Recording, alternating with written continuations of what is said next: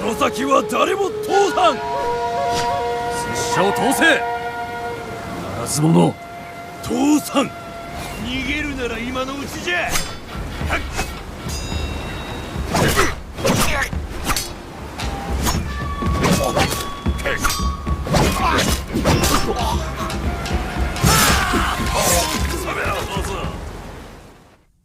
Welcome guys to my game review of Trek to Yomi, a side-scrolling action game developed by Flying Wild Hog and published by Devolver Digital. The game is out now on Microsoft Windows, PlayStation 4 and 5, Xbox One and the Xbox Series X and S. Trek to Yomi is set in the Edo period of Japan and you play as Hiroki, a young samurai out for revenge against those who attacked his village. As you begin your adventure, you're only armed with a katana at first, but you will also be able to pick up some very useful ranged weapons in later chapters.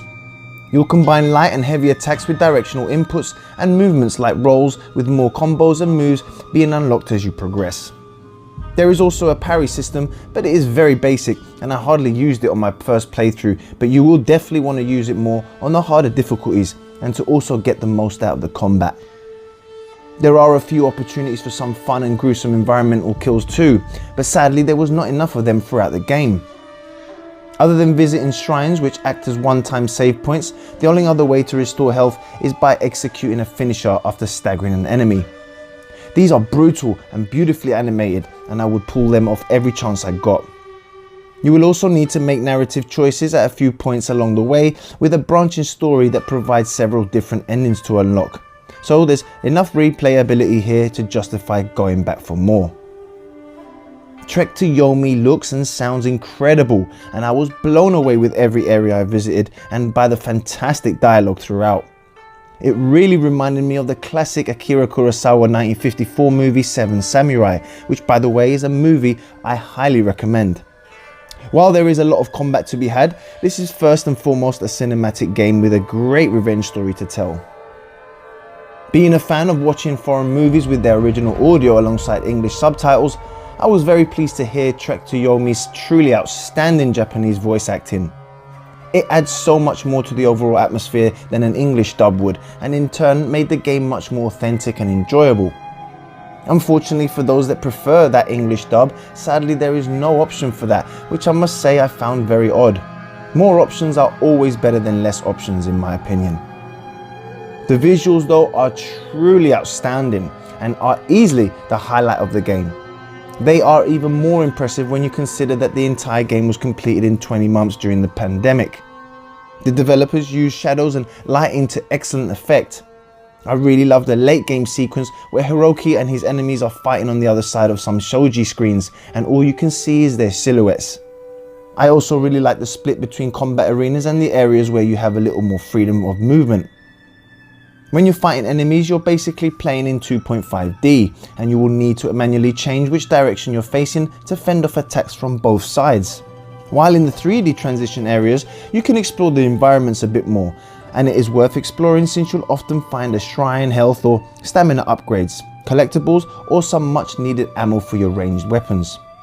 Plus, you'll often come across a new room or a stunning outdoor area with beautiful vistas to stare at. One of the things I love most about this game is that it doesn't overstay its welcome. I finished it on story mode difficulty in one sitting after around 4 hours. I'm about a third of the way through my second playthrough on medium and it is all slightly harder.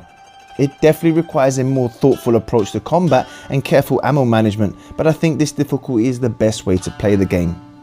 I also really quickly tried the first level on high Ronin difficulty and yeah, it's real tough. I imagine the higher difficulties will obviously take longer to beat than story mode.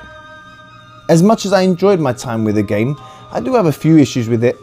The camera is used to strong cinematic effect in the transition areas, but sometimes it wasn't immediately clear where I had to go. I also got stuck on one puzzle for way too long because I didn't see the floor switch that opened up the path forward. And the combat got a little boring by the end, but luckily the game's short runtime doesn't make it as bad, and to be honest, none of these things were enough to spoil the game for me. Trek to Yomi is a brief but captivating journey that's like playing through an old school Japanese samurai movie. and its excellent presentation and story is enough to carry it even with some of the camera and simplistic combat problems I had with the game. I had a brief but really fun time with Trek to Yomi, and I thoroughly enjoyed the story and was blown away by the visuals and sound work, and even enjoyed the combat for the most part. The best part is that it's on Game Pass, so if you have it, then I think you should definitely give it a try, especially if you are into this style of game. And for those that don't have Game Pass, then you can buy it for 20 quid, but trust me, it's worth every penny. My final score for Trek to Yomi is a very solid 8 out of 10.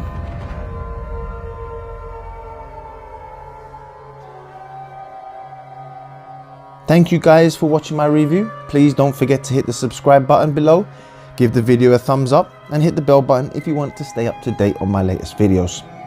Take care of yourselves, and I'll see you guys on the next Cobra video.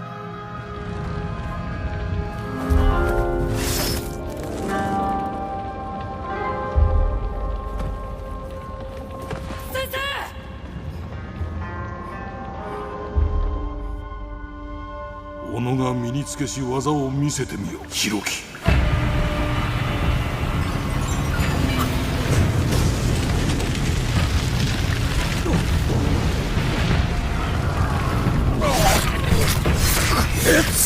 いや、大きいぞ。